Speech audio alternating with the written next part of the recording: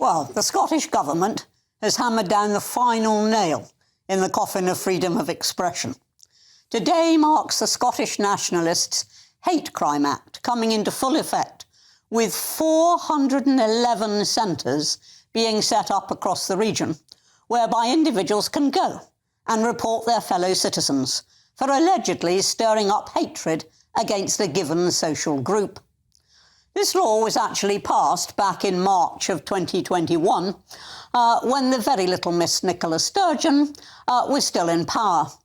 But the current First Minister, Humza Yousaf, was then the Justice Secretary and very much behind this legislation.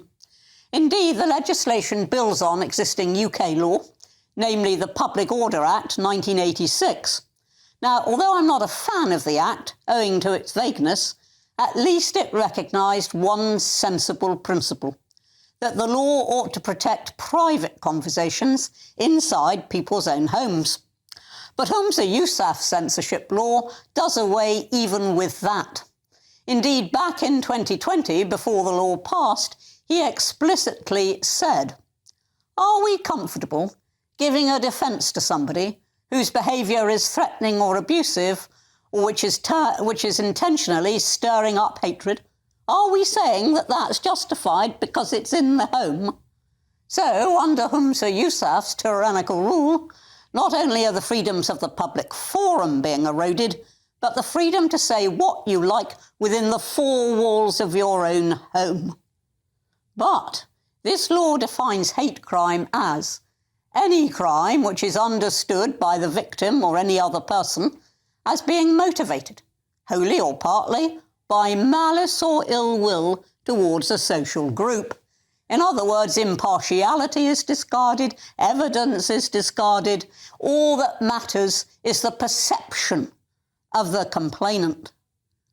Already we're seeing the looming consequences of this legislation.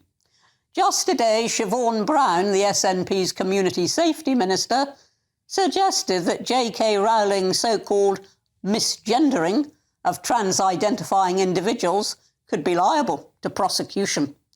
But Humza Yousaf really ought to be careful not to throw stones in the glass house of Holyrood.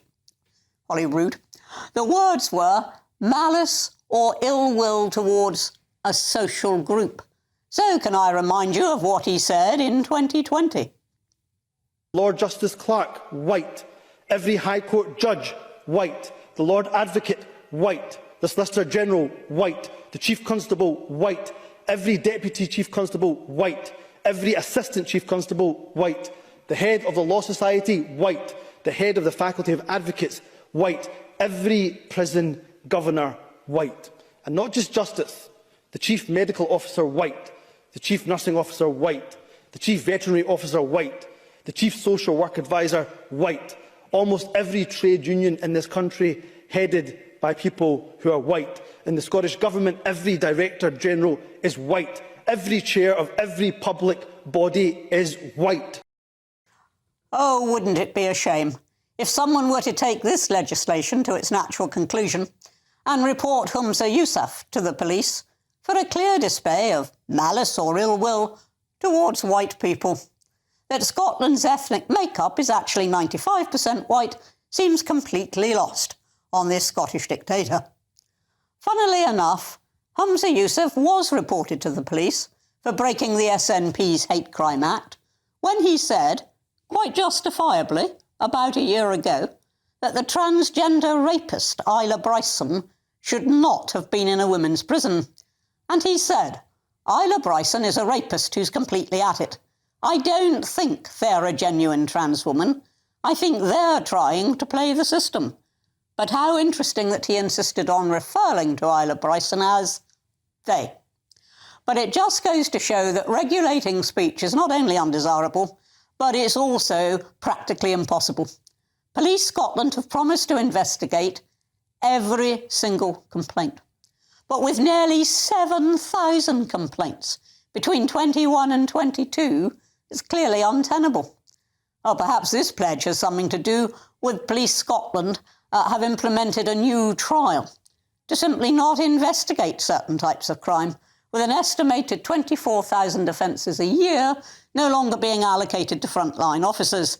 Well, if you're confused by any of this from Police Scotland, don't worry, don't worry.